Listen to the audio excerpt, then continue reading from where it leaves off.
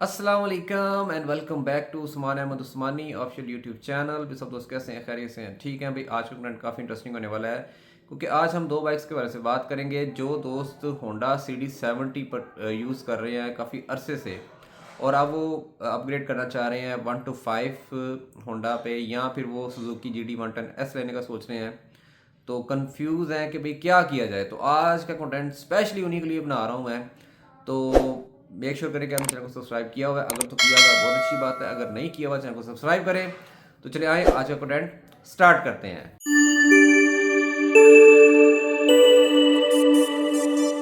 Okay जी दोस्तों, सबसे पहले हम बात करते हैं होंडा CG125 की। होंडा CG125 मशहूर ज़माना बाइक है और किसी तारफ़ की मोहताज नहीं है।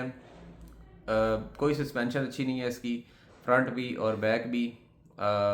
उसके अलावा जहाँ तक इंजन की बात है तो इंजन जो है OHV इंजन है। 1974 में ये टेक्नोलॉजी आई थी। पावर के लिहाज से बहुत ज़बरदस्त है, लेकिन कंफर्ट के लिहाज से ज़ीरो है क्योंकि इसकी वाइब्रेशंस जो है वो बहुत ज़्यादा है, बहुत ज़्यादा वाइब्रेशन प्रोड्यूस करता है ये। और सीट की जहाँ तक बात है, सीट इसका टोटली फटा है। तो ठीक है, इसका बस एक ही जो है वो प्रोज है, जो इसकी खूबी है, और वो ये है कि इसकी सेल और रीसेल जो है वो बहुत ज़्यादा है क्योंकि सारी बात है ये होंडा बहुत ज़्यादा क्वांटिटी में इसको प्रोड्यूस करता है। इसकी प्रोडक्शन बहुत ज़्यादा है और बायर्स भी इसके जो है ना बहुत ज़्यादा है as compare to Suzuki GD110S। मैं ये नहीं कह रहा उसके कम है, लेकिन होंडा CG125 के जो बायर्स हैं वो GD110S सुजुकी से काफ़ी ज़्यादा है। तो अगर तो आप एक ऐसे पर्सन हैं जो कि जिनका कोई लेना देना नहीं है कंफर्ट से, जिनको कोई ये नहीं है कि जी कोई ऑफ रोड जा रहे हैं तो उछलेंगे, तो फिर ठीक है CG125 आप परचेज़ करें।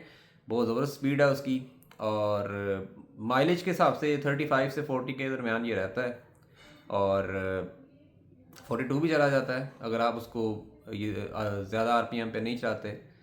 तो अगर 40 से 50 की स्पीड रखते हैं तो 45 भी आपको दे देगा माइलेज, लेकिन आपको कंफर्ट किसी किस्म का नहीं मिलने वाला। तो अच्छी बाइक है अगर आपने रखनी है, लेकिन कंफर्ट किसी किस्म का नहीं है। और साउंड तो ऑब्वियसली होंडा CG125 का कमाल है।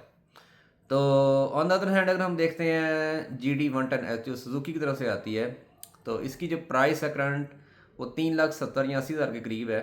और होंडा CG125 से ऑलमोस्ट 1,20,25,000 रुपया जो है इसकी प्राइस जो है वो ज़्यादा है। तो अगर हम देखते हैं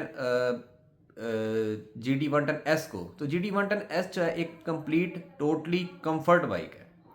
इसको अगर आप मुझे कहें ना कि आप इसको कितना कंफर्ट के लिहाज से नंबर देते हो, तो मैं इसको 10 में से 10 नंबर ही दूंगा। उसकी रीज़न ये है कि इतनी कंफर्ट बाइक जो है ना इस टाइम पाकिस्तान में और कोई भी नहीं है। सिर्फ एक बाइक थी जो यामाहा की तरफ से आती थी, और वो थी यामाहा YB125Z DX। लेकिन अब चूंकि यामाहा ने वैसे ही टाटा बाय बाय कर दिया हुआ, तो लोग भी कतराते हैं कि भाई यामाहा की बाइक अगर यूज़ में मिल रही है तो उसको हम ना ही परचेज करें तो बेहतर है, क्योंकि आफ्टर रीसेल जो है ना वो बड़ा मसला बन जाता है फिर। तो इसलिए GD110S जो है एक बेस्ट ऑप्शन है और एक अच्छे ब्रांड की तरफ से आती है। और लेकिन प्राइस इसकी जो है ना वो बहुत ज़्यादा है। मतलब इसकी इतनी प्राइस, बल्कि मैं तो कहूँगा कि इस टाइम पाकिस्तान में जितनी बाइक्स आ रही हैं सबकी प्राइस ही बहुत ज़्यादा है। लेकिन फिर भी अब चूंकि प्राइस इतनी है तो हम दो बाइक्स का कंपेरिजन कर रहे हैं कि अगर आपने CD70 से अपग्रेड करना है तो एक तरफ 125 है CG125। ठीक है, अब मैं आपको वही बता रहा हूँ कि उसका कंफर्ट बिल्कुल नहीं है।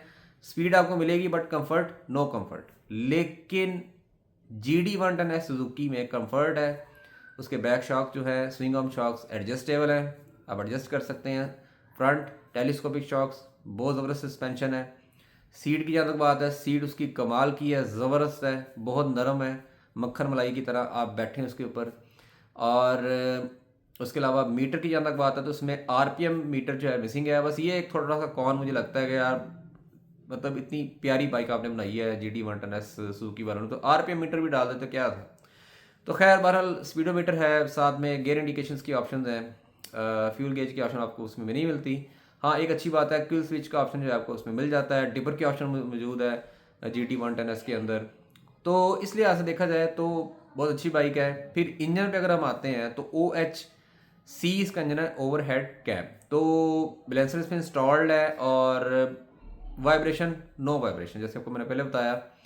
और 80 की स्पीड में भी आप जा रहे हो तो आपको ऐसा लगता है जैसे आप कोई वाइब्रेशन नहीं है, मक्खन बाइक तरह चलती है।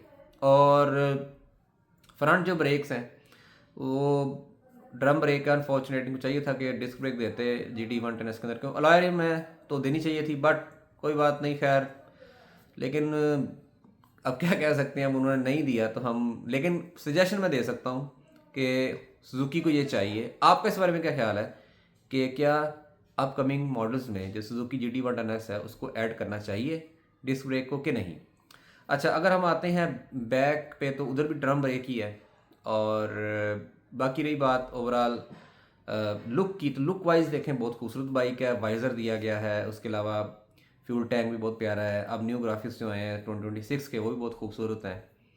तो ओवरऑल जो है बाइक बहुत अच्छी है, प्यारी है। माइलेज की जहाँ तक बात है 40 से 45, कईयों ने 50 भी अचीव की हुई है। तो ये आपकी मेंटेनेंस पे आपके, आप अपनी बाइक को कितना मेंटेन रखते हैं। देखें, इंजन ऑयल टाइमली चेंज करवाएं, टाइमली इसको ट्यून अप करवाएं, तो आपकी बाइक कहीं नहीं जाने वाली। और अगर आप ये सारा कुछ नहीं करेंगे तो ऑब्वियसली फिर उसकी माइलेज भी कम हो जाएगी और बाइक की इंजन की लाइफ भी कम होगी। तो अगर आप एक कंफर्ट बाइक चाहते हैं तो आप सुजुकी GT110S की तरफ जाएं। न्यू अगर आप नहीं परचेज करना चाहते, आपको 23 मॉडल या 24 मॉडल जो है आराम से 280 का, 270 का अच्छा मॉडल, मतलब जो है अच्छी कंडीशन में आपको बाइक मिल जाएगा। लेकिन अगर आप चाहते हैं स्पीड चाहिए, बस स्पीड ही चाहिए, तो फिर होंडा CG125 जिंदाबाद। उसमें कुछ भी नहीं मिलता आपको, वही असम्बलीज हैं, राइट ग्रिप भी वही है, लेफ़्ट ग्रिप भी वही है, और कुछ भी नहीं है। OHP इंजन है 125cc कैटेगरी का। और एक बात मैं एंड पे ये करता चलूँ कि मैं बताते खुद 125 यूज़र हूँ, बट मेरे पास स्पेशल एडिशन है। स्पेशल एडिशन को कभी भी मैं कंपेयर, स्पेशल एडिशन जो है ना वो टोटली एक डिफरेंट बाइक है। हाँ, OHP इंजन सेम है वो, लेकिन उसमें जो इंजन लगा हुआ है वो वही इंजन है जो CB125F के अंदर लगा हुआ है, जो कि 4 लाख की इस टाइम होंडा की तरफ से आती है। तो बाकी जहाँ तक उसमें जो फ़र्क है स्पेशल एडिशन के अंदर, उसमें एक तो सबसे बड़ी बात यह जो स्टैंड होता है, फ्रंट में स्टैंड होता है उसका, वो काफ़ी बड़ा उन्होंने लगाया हुआ है, जिससे वाइब्रेशन काफ़ी कम होती है इंजन की। और उसके अलावा पीछे जो हब है, उसकी बैक वाली हब जो होती है, वो उसकी आम CG125 क्लासिक से काफ़ी बड़ी है। और चैन कवर भी काफ़ी बड़ा है, उसका जो गरारी सेट है वो भी बड़ा है, ठीक है। तो 5 गियर ट्रांसमिशन है, 5th गियर पे जाके जो है स्पेशल एडिशन काफ़ी स्मूथ हो जाती है। मैंने अपनी पिछली वीडियो में भी बताया था, मैं लिंक डिस्क्रिप्शन में दे दूंगा, आप लाजमी वो वीडियो चेकआउट कीजिएगा। तो कंफर्ट के लिए मैं फिर भी ये कह रहा हूँ कि अगर आप स्पेशल एडिशन से जाना चाहते हैं तो वो भी ठीक है, लेकिन GT110S जितना आपको कंफर्ट नहीं मिलेगा। हाँ, ये ज़रूर है कि होंडा CG125 क्लासिक से आपको 20 से 30% जो है आपको कंफर्ट मिलेगा।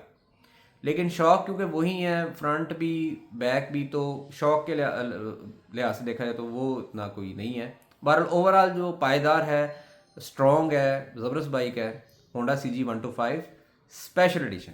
यहाँ तक क्लासिक की बात है तो उसमें किसी किस्म का कोई कंफर्ट नहीं मिलने वाला। तो आई होप कि आपको सारी बातें समझ में आ गई होंगी, तो आप क्लियर हो गया होगा कि कौन सी बाइक जो है आपने परचेज़ करनी है, CD70 से आपने किस पे अपग्रेड करना है। तो चैनल पर अगर नए चैनल को लाजमी लाइक भी करें, शेयर भी करें और बेल आइकन को लाजमी प्रेस करें ताकि नए आने वाली वीडियो का नोटिफिकेशन आपको मिल सके। उस्मान अहमद उस्मानी को इजाज़त दें, इंशाल्लाह नए कंटेंट में मिलते हैं। अल्लाह हाफिज़।